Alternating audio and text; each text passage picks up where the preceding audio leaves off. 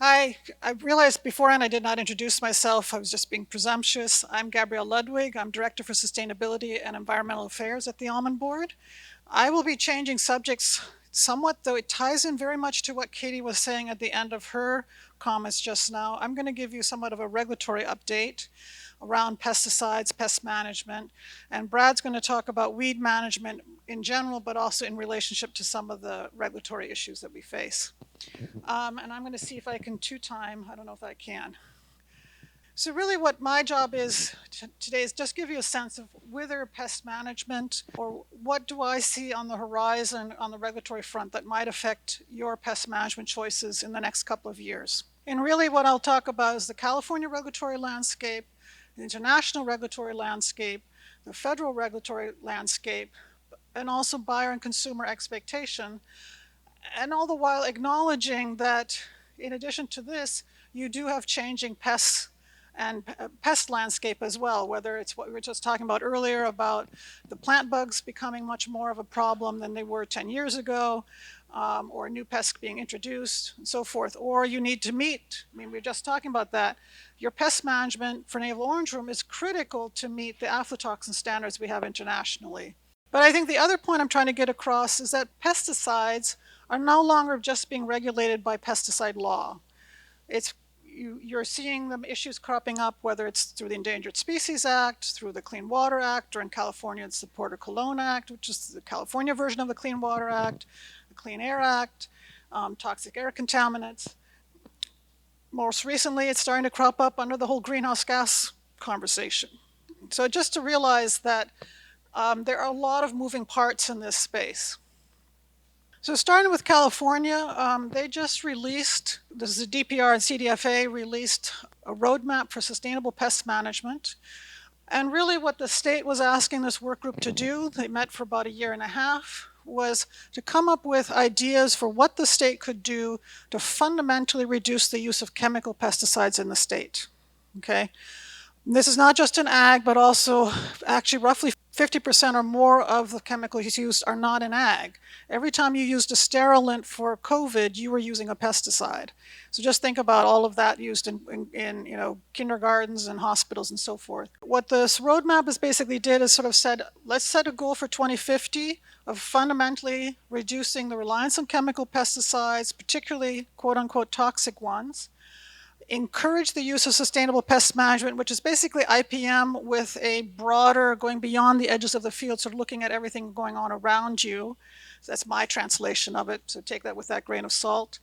And then also giving ideas for what else would need to happen, what the state could do to help make these things possible. So you need investment in research, or need investment in, like, on the urban side, there's not good pesticide use data. So can you get some kind of pesticide use reporting from that side? Preferentially buying sustainably pest management grown food for the programs that the state funds. So things like that are in this roadmap. So just realize it's not just about the use reduction, it's also about what steps the state could take to help make this happen. If you want to learn more, there's public webinars on March 2nd for the ag sector, I think on February 28th for the urban sector. The reason I put this out is just realize there are a number of people in the state of California that are really wanting to reduce the reliance on chemical pesticides in the state. I'm realizing it's not going to happen tomorrow, but that is fundamentally the philosophy they're pursuing. The other thing that I think is interesting is I'm seeing, as I mentioned earlier, this issue of how do you manage pesticides showing up in other agencies. And just in the last year, when the Department of Natural Resources issued their plan for something called 30 by 30, which is to protect 30% of the species and land by 2030, they include increased use of organic and increased use of biologicals in that plan. The Air Resources Board, when they were doing their scoping plan for greenhouse gases and were modeling the greenhouse gas for the future from ag and natural lands, they assumed 30% organic production. I have no idea where that assumption came from, but the data behind it is a whole other question, but I'm just saying that's already in there. And so basically I'm seeing this idea of reducing chemical pesticide use cropping up in other parts of the state government, is what I'm trying to get across here. In general, in ARB, as part of greenhouse gases, I'm seeing people now trying to get their resources board to regulate pesticides under greenhouse gas law. They are now going to do some research on toluene because it might emit some N2O emissions, which is a greenhouse gas. By the way, every time you put a nitrogen fertilizer on, you're releasing some N2O emissions. I don't care what form. There's a petition at ARB for one of the post-harvest fumigants, sulfur fluoride, to ban its use because it is actually a greenhouse gas in its own right. It's just not a lot of its use compared to everything else. And ARB has been focused on increasing air monitoring, so trying to get at what's in the air around particularly disenfranchised communities. Most of you as growers are part of your irrigated lands regulatory program, so all of the focus in the last 5-6 years has been on nitrates, but Irrigated Lands Program has been monitoring for pesticides in surface water since it began 15-16 years ago, and they have increased the focus on pesticides in waterways in the last round of revisions. And then you also have OEA, which is the Prop 65 listings that can cause needing to do notifications of some form around it. Just a side note here in terms of my Irrigated Lands Program, for those of you who maybe attended the East San Joaquin Coalition meetings, I think last week, same space. As we say, they've been having to monitor. Currently, pyrethroids are really showing up as a problem in waterways because they've redone the calculations and how that is. So just realizing there's an impact here that is being regulated, or growers are being asked to make changes in their pest management, at least along those waterways, for water quality reasons. Then for DPR specifically, they're currently in the process of developing a statewide pesticide application notification system. This has been highly contentious. Details are still unknown. Is it just going to be for restricted use pesticides? Is it going to be for all pesticides? But they plan to issue it sometime this year, and they plan to have it in place in 2024. Similarly, DPR has been trying to figure out how to increase the mill tax. That's the tax that's sold on the first point of sales. About 3 years ago, they went to the state legislature and said, well, we want to make the mill tax that you pay more if it's a more toxic compound to try and bias the system against the more toxic compounds. That's under discussion right now. Hired consultants, and that consultant's report is supposed to come out in the next couple of months to give them guidance on what the next steps should be. And then for those of you who use toluene or want to use toluene, they have proposed fundamental changes to the uses of toluene. On the one hand, I will give DPR credit that they really figured out ways to keep toluene in place. There's a lot of pressure to get rid of toluene as a soil fumigant. The changes, and I don't think there's going to be major changes in there. There could be some tweaks, but we'll no longer have township caps, which is actually good.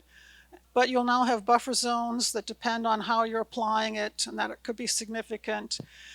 Tree and vine crops have so far not had to do something to minimize off-gassing. You will now either have to use a TIF tarp or do a water seal and apply it at 24 inches, which is a lower depth than traditional, to minimize off-gassing. And then depending on the season and the rates, you have different amounts of acreage you can treat at a time. So that can possibly make life very complicated to get across larger acreages.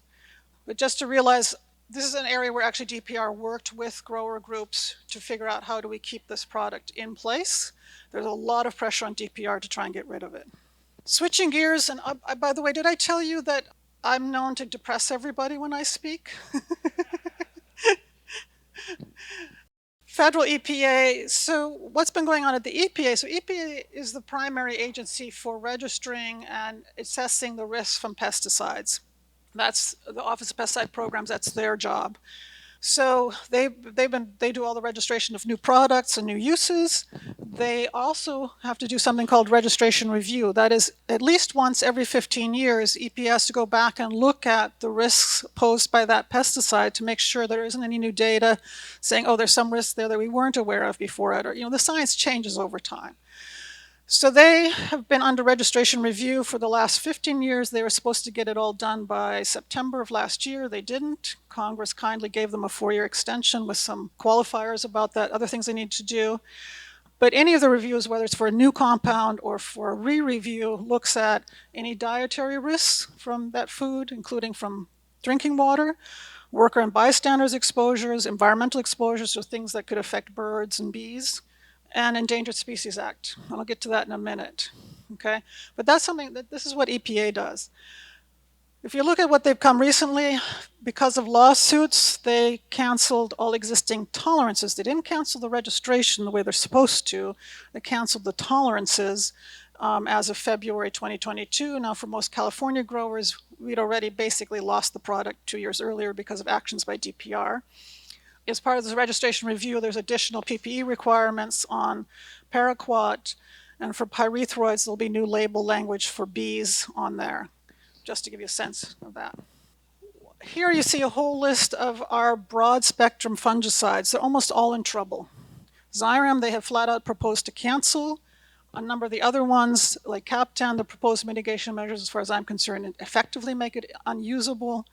And when I look at the draft risk assessments for some of these other ones, I would say we're either going to get either cancellations or major mitigation measures on those. I don't know yet exactly, but so we were just talking about Topsin in the context of cankers. They have some, more for endangered species reasons, some mitigation risks. I need to look at that more closely, but comments are due in a couple of weeks. But just to give you a sense, this is what EPA is doing. And then they recently came out with a draft. They're called preliminary, PIDs, I always forget it stands for. Anyway, for the rodenticides, they went through all 11 rodenticides, and really some fundamental changes there that could impact the ability to control ground squirrels, particularly the inability to use difecinone on surfaces or within the orchards during the growing season. You could only use it dormant season, and yet the best time to use it is actually in the spring. So those are some things that, speaking, Katie's mentioned that we work with the Almond Alliance. They submit comments, so we've submitted comments through the Almond Alliance on this to sort of say, can we figure out something that provides the protection they're looking for, but at the same time makes it still more usable. But just to give you a sense. And this comes back to, I should say, one of the big drivers that I see again and again in these risk assessments is spray drift. We use air blast sprayers. You're intentionally blowing air to make the droplets get to the top of the tree, and many times it doesn't stop there. So, and that drives drinking water, because they're assuming that's getting into drinking water.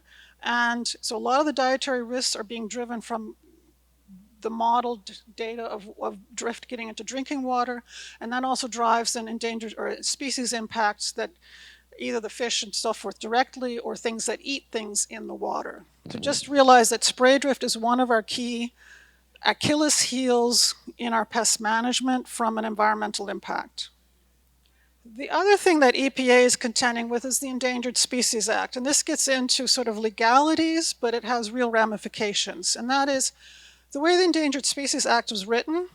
Anytime a federal agency makes a decision, they actually need to look at, could that decision have a potentially impact on endangered species? Now, EPA has always looked at, do pesticides have an impact on endangered species? But what they haven't done, which again the Endangered Species Act required, is said, if you make what's called an may affect determination, then you need to consult with the Fish and Wildlife Service or the National Marine Fisheries Service, depending on the species.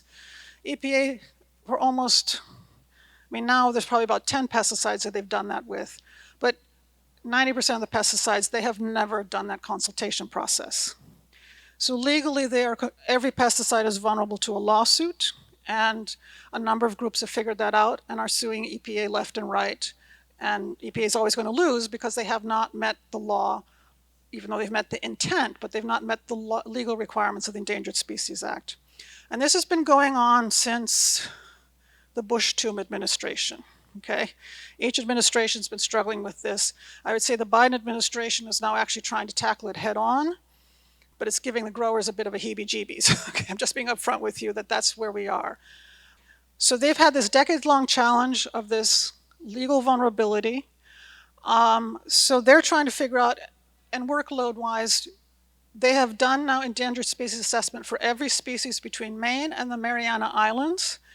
Those documents are about this big, and they take forever to do. So they're trying to figure out, how do we manage this workload and at the same time do what we're supposed to do?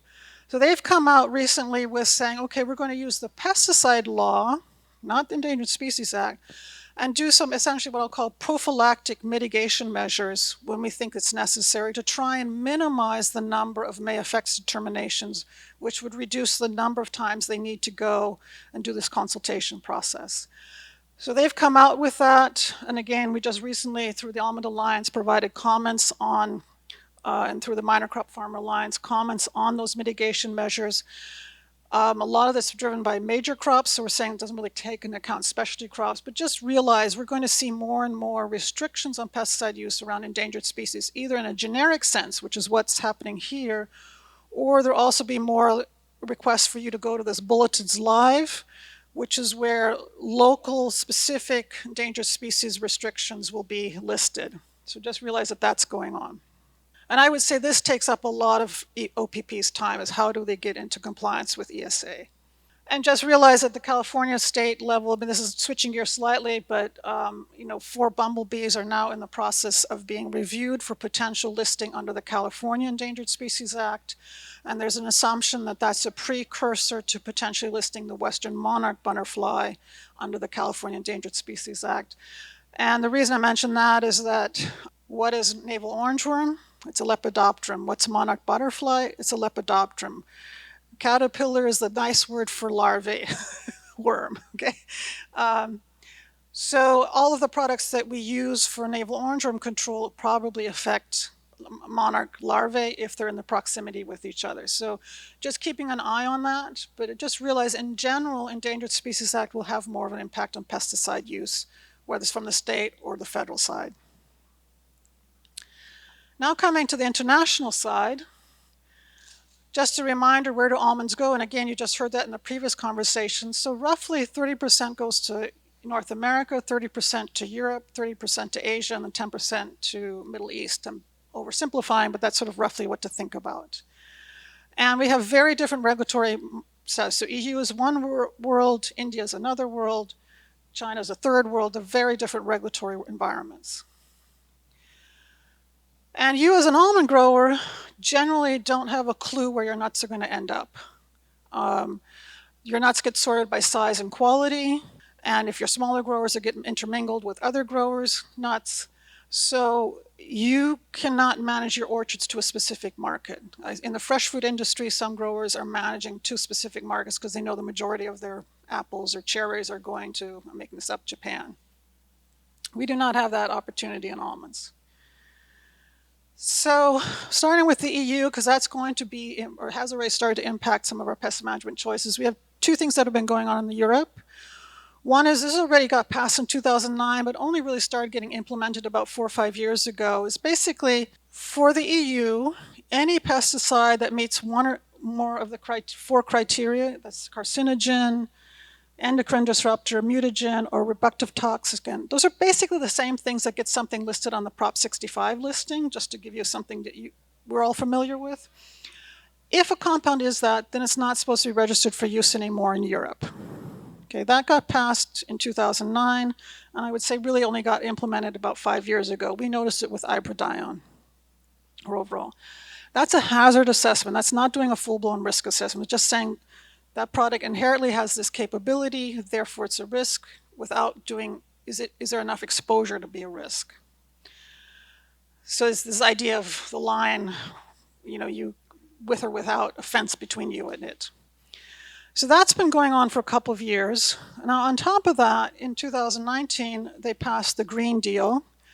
That includes a whole bunch of things about trying to transform the European economy. I mean, somewhat similar to California, like getting off of fossil fuels.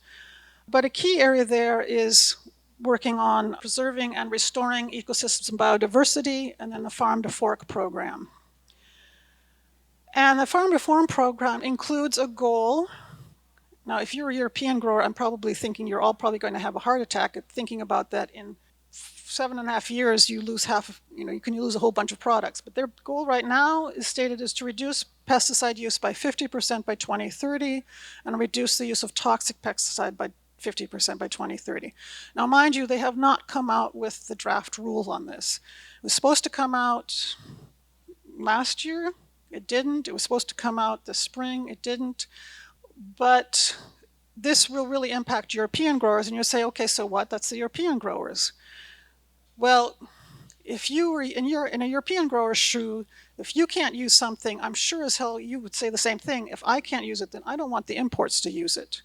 And that's pretty much what's happening in Europe. They have taken the stance that if our growers can't use it, we will lower the MRL to the default MRL, which is typically 0.01 part per million, because it's no longer registered for use in Europe, basically. That was already bad enough. Now they're also saying with the Green Deal, if the concern is an environmental concern, so we don't have any dietary risk concerns. MRLs are trying to make sure that whatever the residues in the food don't cause any dietary risks. They're saying, well, if it's an environmental concern, so like neonics and pollinators, and we don't allow our growers to use it, then we're also going to lower the MRLs. We're not sure that that's legal in international trade, but they've just done that recently for neonics, and they just did it for biphenosate. Again, they do not have any dietary risks, but they have lowered the MRL. And then just FYI, for other reasons, glyphosate and glufosinate are in regulatory purgatories in the EU. Glufosinate, the registrant voluntarily canceled the uses in Europe, and Europe doesn't quite know legally what to do in that case. And glyphosate has been this hot potato for a number of years. And a number of individual countries have been working on phase out. So even if the European Food Safety Authority comes out with a risk assessment saying we don't have any risk concerns, I don't think there's going to be the political will to maintain the registration for use in Europe. And then the question, well, what will happen with the MRLs? And then the other thing that Europe, we learned with Rovrol, with iprodione, is they only give at most a 6-month transition period between when the new MRL takes effect, and the products need to meet that. They have been unwilling to account for different shelf life products. So that, again, it means that sometimes we need to make a change earlier in our pest management choices to make sure that the product, by the time it gets shipped, meets the projected MRL. And then just briefly, both India and China were basically still relying on that they do not test product a lot. India has very few MRLs, and China has been getting more MRLs, and typically they're the Codex MRLs, but neither one of them has an import tolerance process. So that makes it harder. They have to just realize that's where we are there.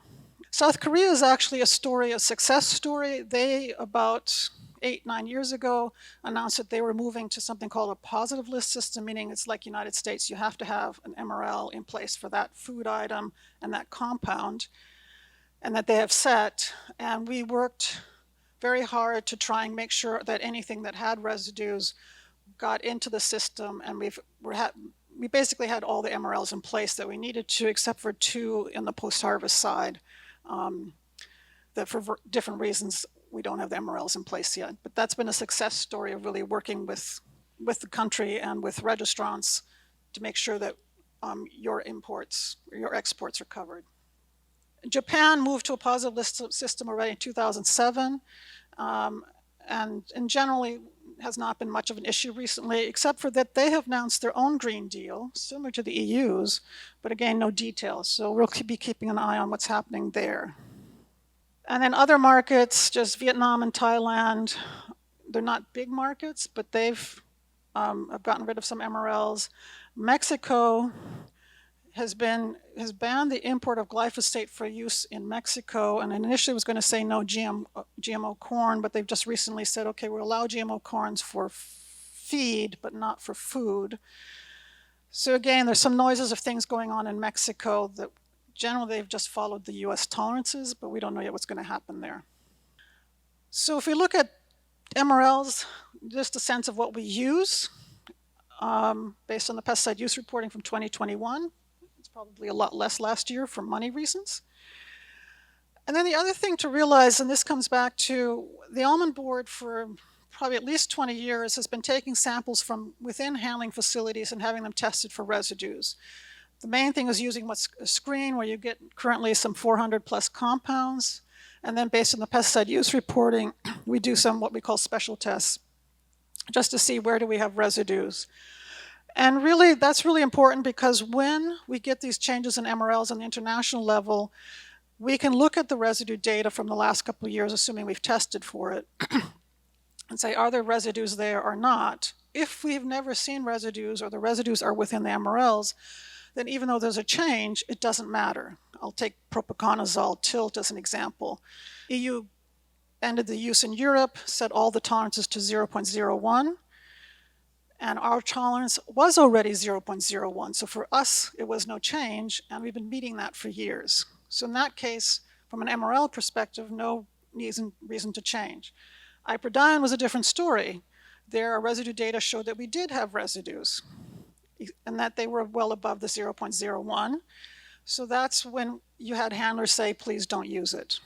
So just to give you a sense of how we're using the data, we use the pesticide use reporting data, the residue data, to help assess when do we need to worry about changes in MRLs. What do we find? Compounds that are used close to around hull split, so the navel orange worm compounds and hull rot compounds, herbicides, even though we don't spray the trees, which we'll get into in a couple minutes. Because we shake the nuts on the ground, compounds that don't break down quickly in the soil can show up via the harvesting and the hulling and shelling process. So realize that there's a route that we don't necessarily think about traditionally in pesticide residues. Compounds that are systemic, so things like phosphite, you spray the foliary for it to get into the tree, it's in the tree, okay, and it gets into the kernel. Again, no MRL problems, but just realize that those are the things you need to think about. And then the other thing we see is on the post-harvest side, compounds used inside facilities to manage insects. So not so much the post-harvest fumigants, but things used indoors to manage insects. And then I think the other thing, and this is probably a bit more from the sustainability side, is just realizing that the consumers and thus the customers are also getting less patient with chemical, quote-unquote, chemical use in pesticides. And I'll just cite some data that our reputation management had our consulting firms go and survey buyers in 9 or so countries, so key markets for almonds, about what were the things that they worried about in food. So this first slide is just food in general, not almond specific. And anything in blue is chemical pesticide use. So that could also be food additives and things like that. But just get a sense of that. Pesticide use is number 1 or number 2 in most markets across the globe. Something that consumers worry about in food. And then if you ask the question of what would dissuade you essentially from buying almonds the fastest, chemical pesticide issues is almost number 1 across the board. So coming back to the conversation just now about talking to your handler, talking to your huller sheller, realizing that your nuts are ending up in someone's mouth, and what's that linkage is, I just realized that I'm expecting more, I'll call it private standards. Europe, that's quite the norm. In the United States, it hasn't happened that much, but Walmart did say that they didn't want fruits or vegetables and I think potted plants to be using neonics. That's the first time I saw retailers specifically saying don't use a certain compound. We've gotten queries from handlers where someone said, oh, can you say that these nuts have never seen glyphosate? I had to say, nope, you can't say that unless they buy organic nuts. So just give you a sense that in addition to all the regulatory side, you can have things coming in from the buying side. And I suspect we'll see more of that in the future. And that's going to come back to your handler. They're going to be the ones that'll be asked those questions, and they'll be having to figure out how do we address them. And with that, some to-dos or to-don'ts. Ensure your sprayers are calibrated. How many times have you been told this about spray drift? Make sure you or whoever's driving the tractor is doing it at the right speed. Spray drift is our biggest Achilles heel in our pest management from an environmental perspective. Check the global MRL database for current MRLs. Check with your handler about oncoming concern. You just heard that just now. that communication about what are they seeing, what are their buyers asking about, are there anything that they're seeing on the horizon, that's you need to know about from a quality perspective, but also from a pesticide use perspective. As I said, I suspect you're going to start hearing more of this, please don't use from handlers. Okay, the first time we saw that was iprodione, but I suspect we're going to get more of that depending on how these markets shape up. Question has come up, to what extent can longer PHIs help? That's something we've been doing some research in some of the areas where we see residues to see where that might help. It's harder if it's something that's in the soil, harder if it's systemic. That doesn't work in those cases. And then, as what this session is about, use IPM. Again, the whole point of IPM is to minimize the problem in the first place, monitor and assess whether you really need to treat, and then use what's most effective or targeted for that aspect. And to try and end on a slightly hopeful note, I will also say that there's a lot of new technology coming about, whether you look the little tidbits in the back of the room, or we have a session at 3 o'clock on this, but we have newer lower risk chemistries and biologicals coming on the market. Efficacy is still the question mark, but there's a lot coming out. We have improved in prediction tools. We have been working in collaboration between Jim Mataskavish and Semios on a regional disease forecast that went into the grower newsletter last year, and we're trying to get it up and going, running for this growing season as well. So keep an eye out for that. New tools for monitoring for pests or more localized precision spraying. Improved geospatial knowledge. I thought that was interesting when I asked the question about naval orchard monitoring, is the desire to have more information at a geospatial level given the way naval orchard behaves. Assessing the role of soil health practices play in minimizing or worsening pests. I mean, those are all things that are going on right now. So come and listen to the session at 3:15 or stay for that to hear more on that. And with that, I'm going to hand it to Brad, and then we'll do questions. Oh, there we go. So I'm Brad Hanson. I'm an extension weed science specialist at UC Davis. So I've got kind of one part general weed management, and as Gabriele alluded to, I've got a little bit of data I want to talk about on some of the MRL related herbicide issues that we've been addressing. So I'm going to try to move through this, and because I suspect there'll be some questions either for Gabriele or me. So just a quick reminder, we've got a lot of herbicides registered. Of all this is a chart I put together, update a couple of times a year. Almonds are the crop on this tree and vine chart that has the most herbicides registered, but we don't use them equally. This is the pattern you can see with pretty much any of the orchard crops. Glyphosate far and away the most widely used in terms of treated acres. Oxaflorphen or the gold type products are next, and then glufosinate and paraquat as we move down that list. So a lot of what I've done in recent years, in the last 10 or 15 years, has been glyphosate resistance work. So I use this for grower and PCA shaming about glyphosate overuse in the resistance context. But I think this is going to have impacts, as Gabriele alluded to, with MRLs. So just when I look at this, I see a couple of things here. We use a lot of glyphosate. We probably about 2.5 times, I would guess, on the average strip in an almond orchard. Because remember, these are sprayed acres, not orchard acres. So if you do a 50% strip, that's half a treated acre or half an orchard acre. But if you spray it 3 times, that's 1.5 treated acres in that acre.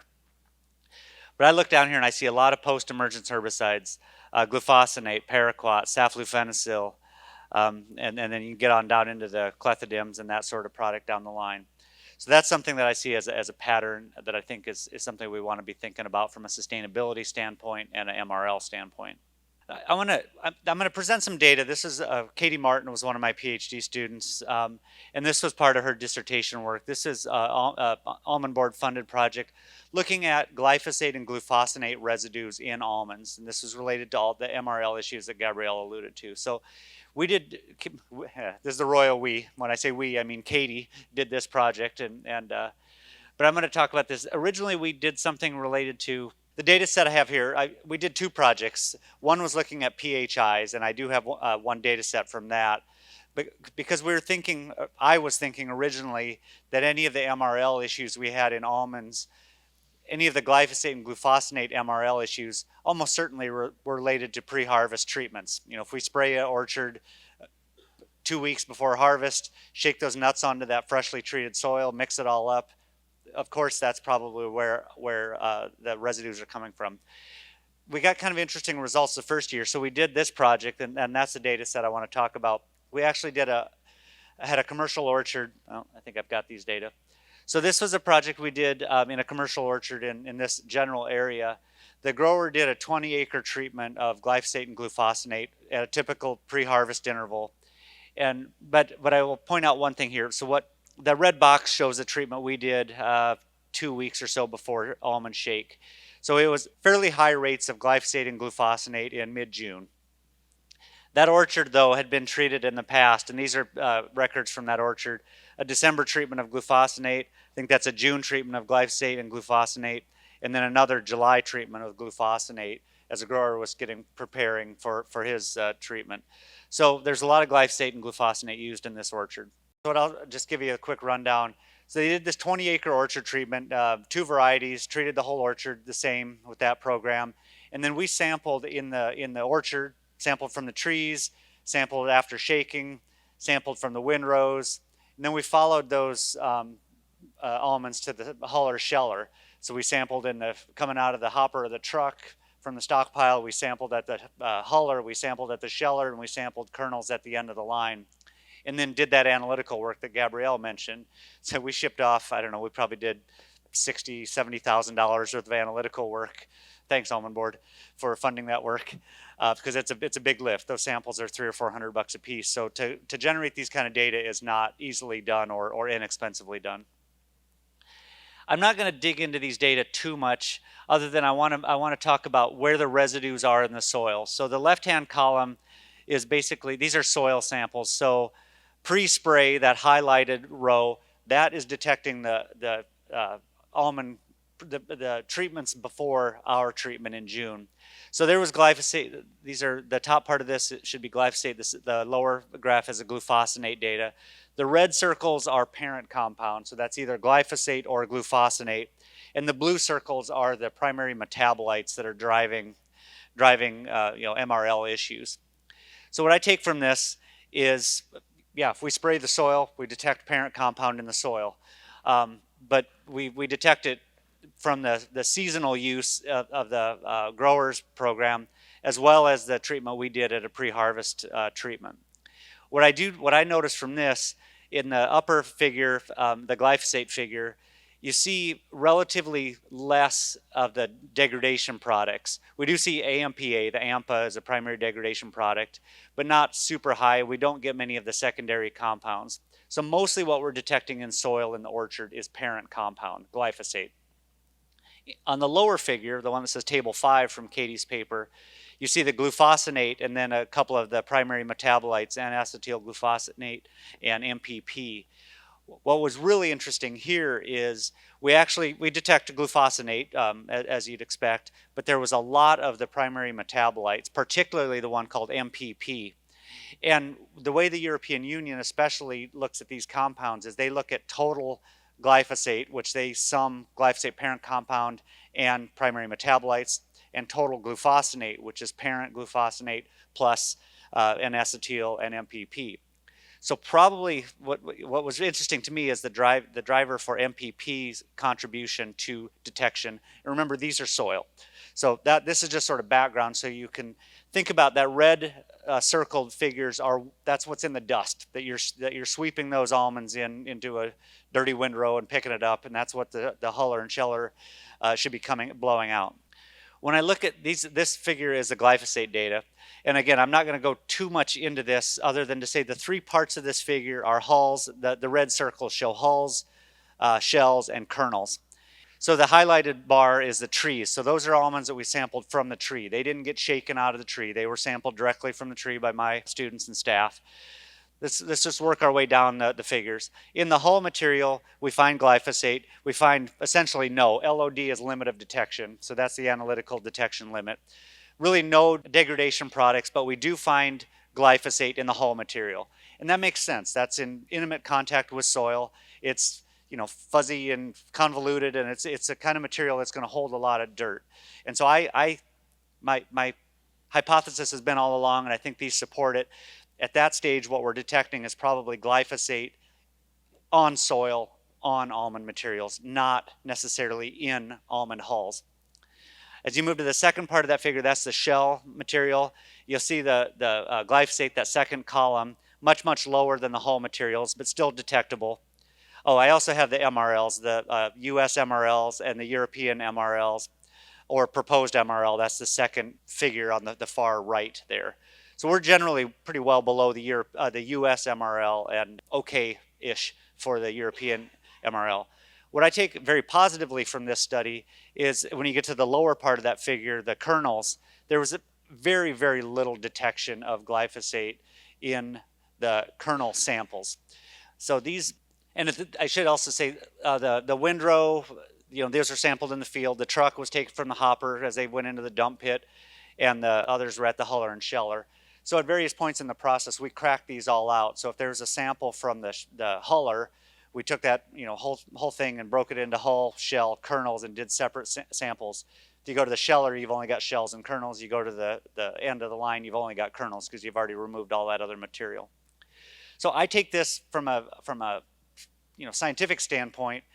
Glyphosate, we seem to be generally okay. This particular huller, at least, and shellering operation was removing the dirt that I think was a contributing factor to detections.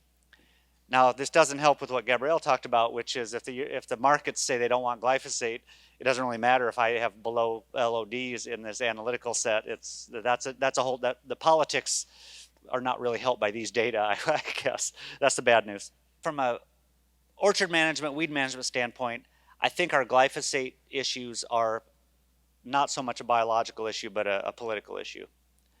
But I want to talk more about this glufosinate data. So these figures are set up the same way. In this, I truncated this table because there was actually a difference between the two varieties, statistical difference, but not really a particularly important difference, I would say. So again, the top is the hulls, the middle one is the shells, and the lower figure is the kernels. And parent glufosinate rather, in the second column, generally pretty low, a couple detections, but quite low. But look at that MPP, that's the fourth column from the left, or second from the right. Quite a lot of MPP, and that blue circle is showing the MPP in the kernels. And what I take from this is, this probably is MPP in those kernels, not MPP on dirt on kernels, if that makes sense. And this was true if you look, so right here, this figure, that's MPP in kernels that came directly from the tree. So that sample there, tree didn't have any contact with the orchard soil with our pre-harvest treatment or the grower's 3 previous glufosinate treatments in that orchard. So what I take from this, probably what we're looking at is MPP, historical MPP in the soil. So the herbicides applied, it's degrading from glufosinate into MPP and the other metabolites. MPP can be taken up by the tree. It's not herbicidal. So I never really thought about MPP before because it doesn't kill weeds, but it is mobile in soil and can be taken up by the tree. It just doesn't cause any phytotoxic damage to the tree, but it can be incorporated into those kernels, and that's what this blue circle data is showing. This is a much different problem than I thought we were getting into at the outset, which was a pre-harvest interval question. The 2 years earlier, we thought, well, if instead of a 7-day PHI, what if we had a 14-day PHI or a 28-day or 35-day PHI? But I think what we're seeing here is accumulated MPP in this case because of probably quite a few years of glufosinate usage in this orchard. This is a slide I recycled, and Gabriele actually touched on this, but this regulatory issue is it's affecting certain insecticides and fungicides, and is definitely affecting a handful of herbicides, and that's going to become more and more important, particularly the ones I was just talking about, the glyphosate and glufosinate herbicides. Particularly this export market concerns with residues. This MPP question, total glufosinate, is the summation of glufosinate plus MPP and acetylglufosinate. So the Europeans are looking at the whole works for their MRLs, and that's going to affect what we have to hit from an export market. So this is a significant challenge coming down the line. So I want to talk just a little bit about sustainability because that plays into the MRL issue in particular. we have a lot of kind of competing goals here. We want really good weed management. We want to have low MRLs. We want to have, very good weed control.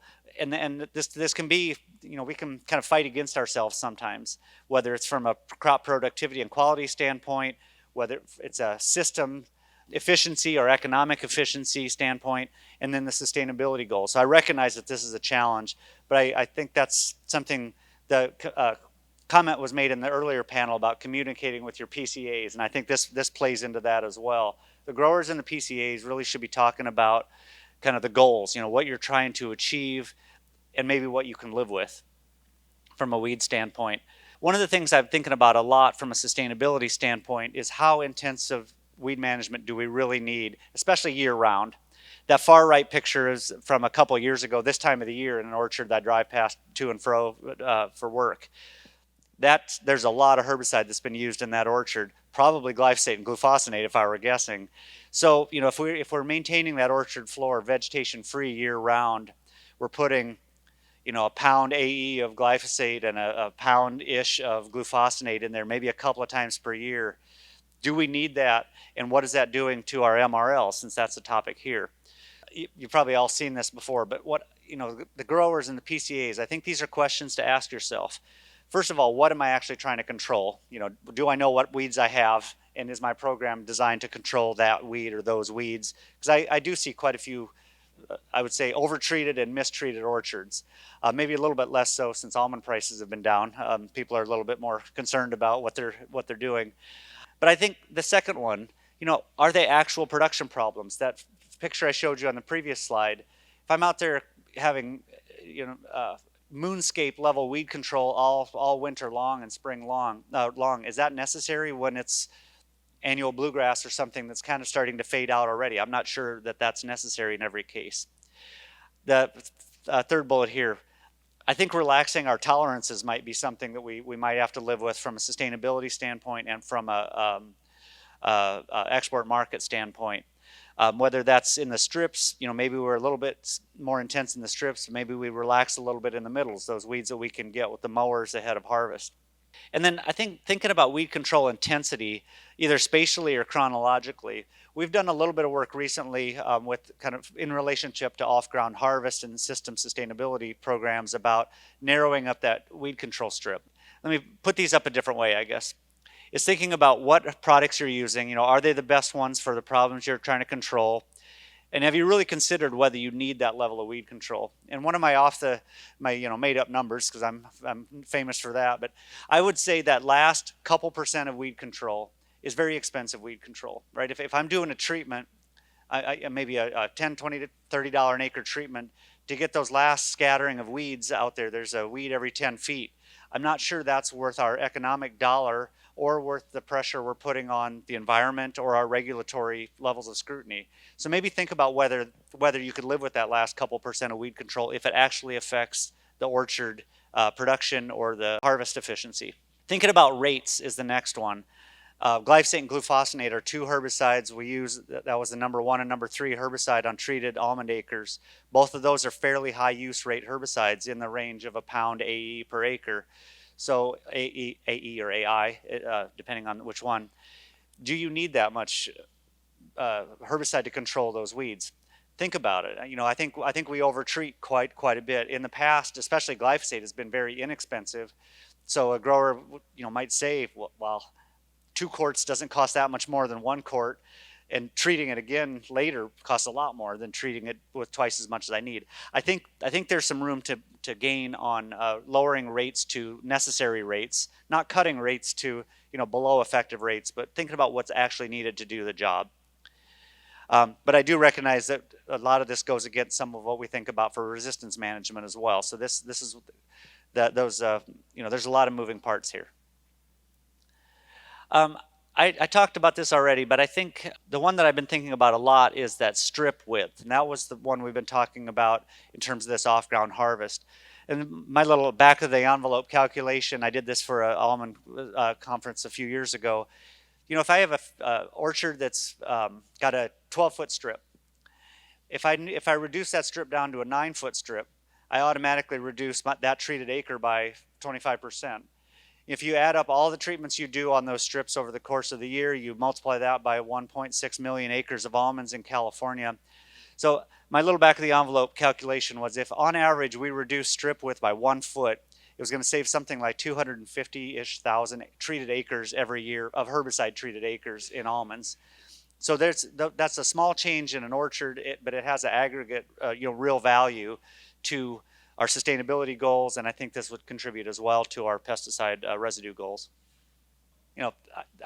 This came up in the earlier panel as well. Every situation is different. Every orchard's different. Every production, every orchard has a different problem. But I don't think the scorched earth year-round weed management system is one that we can really condone, and nor should we really want to, because of all of the things Gabriele talked about: MRLs, Endangered Species Act, sustainability goals, and just kind of scrutiny from buyers, consumers, regulatory agencies. If you drive around and you see a moonscape under an orchard, somebody who already has an idea about overuse of pesticides just has that reinforced in their head. I've talked about this, but I think we have a pretty high and maybe unrealistically high expectation for vegetation management in tree nut orchards, especially in the middles. And so that's I'll just encourage you to think about that. So from an IPM perspective, physical weed control still has some benefits, can work in some areas. That's got contributions to other challenges in terms of soil health and air quality, but don't get rid of all the physical tools, I would say. And then this again, communication, growers, PCAs, everybody who's involved in making or defending those pest management decisions, think about why you're doing something and whether there's a softening that can occur there to reduce cost, reduce impact, and market challenges. So these are the questions I posed earlier. I'll put them up there just as a reminder. What are you trying to control? What really are the goals that are defensible and necessary to help you maintain those productive orchards? Do I need to do the same thing in a young orchard that I need to do in an old orchard? Or vice versa, maybe I need to get by with less control in an older orchard that has better shading. So, using one program on every acre is, not ideal. Yeah, and then I talked about all the rest of those, so I'm going to move on to that so we can get to the questions here. But I like this quote that was attributed to Einstein that said, "You can't get out of a problem by using the same thinking you used to get into it." I found that on the internet, where apparently Abraham Lincoln said that about the internet. But this is the thing I use all the time, which is don't necessarily use a bigger hammer for the job. Use the right tool for the job. And I think that plays exactly into these MRL issues. If you decide to use a herbicide for weed control or any other pesticide for pest management, make sure it's the right decision, then do it very well. That's the spray drift question, and don't overtreat. So I'll stop there, and we've got time for question, Gabriele? Okay. Yeah, so the question was, are the registrants of glyphosate or glufosinate taking any actions on this? They're involved in and aware of this research. They especially partially supported the work, the analytical work. So they're aware of this, and we were talking about the PHI issues. We're talking about it, but there's been no actions in terms of changing. They probably won't change labels, I would say. Mostly this is likely to be a stewardship best management program without changing labels. But I think with the glufosinate issue especially, we're still trying to get a handle on this, because this is just data from last year that I was really surprised that it wasn't driven so much by our pre-harvest treatment. I mean, that's one of the contributors, but the MPP prior to harvest this is a whole different thing. So well, yeah, that to me, reducing the number of applications, I think reducing the rates makes sense, because we use pretty high rates of both of those herbicides. Yeah, Sebastian's question was about new technologies and how that could help us move away from or be less reliant on chemicals. We're doing some work with that. I've got a student working on an electrical weeder in an orchard system, so we'll be kind of rolling that out this spring. I think smart sprayers, I actually had that on one of my slides. I didn't mention it. But I think that might be something, I mean, it is coming down the line, and it might actually be something that would be helpful from an orchard standpoint, because if you are just, spot treating weeds as needed, you're not doing a kilo per hectare treatment over the whole orchard. you might actually, that might actually start to pay off. It depends a little bit. Let me back up. There hasn't been an economic incentive to do that in the last 10 years or so because glyphosate was so inexpensive. But if it becomes more expensive or harder to use, there may be, you know, the mathematics change a little bit on that. So I think there are some things coming down the line, physical or technological. But I think the off-ground harvest is probably something, that's probably would be the thing that would change most dramatically the necessity for orchard, you know, very clean orchard floors at harvest. All right, Joe, that's going to run me off. Thank you. Thank you, guys.